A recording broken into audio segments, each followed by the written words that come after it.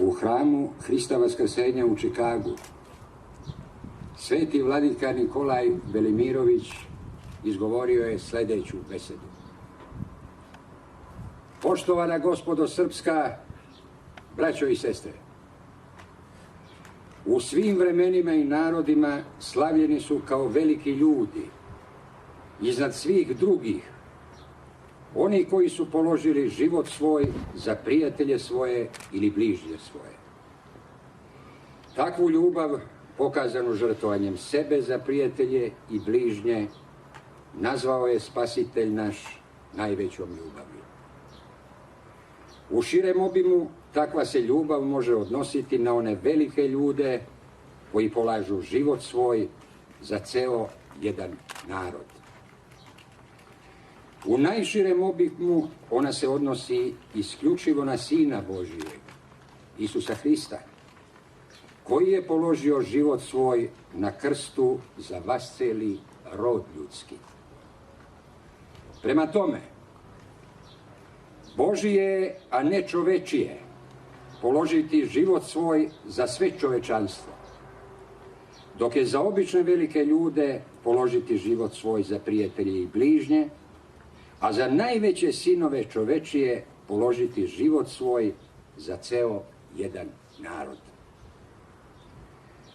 Pokojni Draža Mihajlović pokazao je najveću ljubav dostupnu sinovima čovečijim, time što je položio život svoj za narod svoj.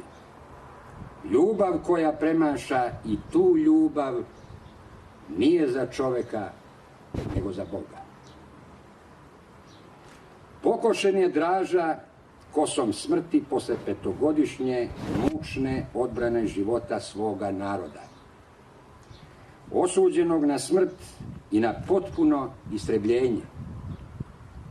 Pokošen je kosom nepravde u borbi za pravdu svoga srpskog naroda, ili rečeno vidovdanskim jezikom, za krst časni i slobodu zlatnu.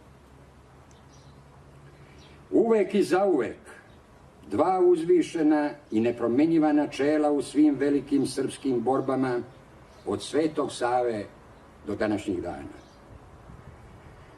U borbi koju je usud dosudio njemu i njegovoj generaciji, on nije mogao dati ništa veće nego što je dao. To jest život svoj. Zato će pravična istorija staviti njega na ravno mesto sa kosovskim vitezovima. Kako njega, tako i svu njegovu izginulu vojsku, sve njegove hrabre vojvode, barjaktare, kapetane i ratnike, jer svi oni sa svojim vođom ostvariše onu ljubav koju Hristos naziva najvećom, položivši život svoj za narod svoj. Isto kao i veliki knez na Kosovu, sa svojom krstonosnom vojskom i Karađorđe sa svojim ustanicima, uvek i zauvek ista vojska, isti narod, ista načela. Ne zastanimo u današnje dane i učinimo jedno sravnjenje sebe s narodom i narodnim junakom kome činimo ovaj pomen. Po svim opisima, Draža je bio narodni čovek u bukvalnom smislu. Da li su svi oni koji njega sada slave narodni ljudi ili pak tuđinci srpskom narodu, u svemu osim u srpskom imenu? Draža je bio duboko pobožan čovek. Molio se Bogu dan i noć, postio, pričešćivao se, držao krsnu slavu. Da li tako čine svi oni koji se krepko drže za njegov šinjel i diče negadašnjim poznanstvom s njim? Draža je bio u zakonitom braku s venčanom suprugom. Kako se onda mogu hvaliti Dražom neki koji se žene ili polužene tuđinkama? Dok njihove zakonite supruge u otadžbini verne i čiste kao vestalke čuvaju ognjište, pale krsne sveće, vaspitavaju decu i očekuju sastanak sa njima. Draža je činio sva usilja da ujedini i složi srpski narod. Šta dakle imaju zajedničkog sa Dražom? Oni koji razdiru organizam srpskog naroda, cepaju srpstvo i razbijaju ga u sitno iverje, koje nije ni za kakvu zidariju, nego samo za oganj, a sve viču Draža, Draža, ja i Draža, mi i Draža. Draža da je izbegao u inostranstvo. Hvala Bogu te nije.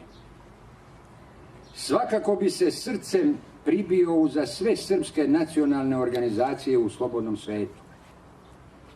Kako onda da shvatimo one koji odriču svoj dug srpskoj narodnoj odbrani i nisu učlanjeni ni u Srpsku pravoslavnu crkvu, niti u jednu srpsku rodoljubivu organizaciju? Teško mi je, zaista teško, što moram da uputim sa oltara ovu oštru opomenu. Ne samo radi srpstva, nego i radi tih sami. Onima koji moralno pokleknuše u stranom svetu, koji nadvladaše u ratu veća zla, dok sada u miru podlegoše manjim. Njima dovikujem: na pravi put, braćo, vaš komadant je živ i on vas iz onog sveta vidi na stramputici i žalosti se. No koliko mi je teško učiniti ovu opomenu nekolikim, toliko mi čini radost što sa ovog mesta mogu da pohvalim svu onu ogromnu većinu srpskih ratnika, koji do danas ne pokleknuše, nego ostaše na visini Dražine pobožnosti, rodoljublja i poštenja.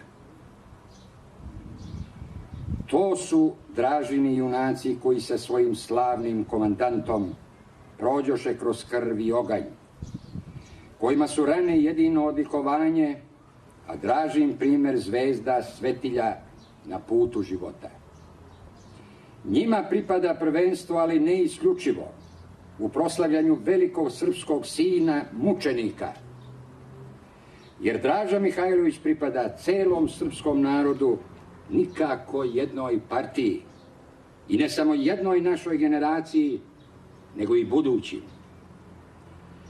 Narod koji u strahovitom mraku robovanja i stradanja izdiže iz svoje sredine velike ljude, velike po ljubavi, pravednosti i hrabrosti, koji mu svetle u noći, dalek je od propasti i blizak vaskrsenju, većoj slavi i punijem životu. Takve ljude, mnoge i mnoge na čelu sa Dražom Mihajlovićem, darovao je Bog Srbima.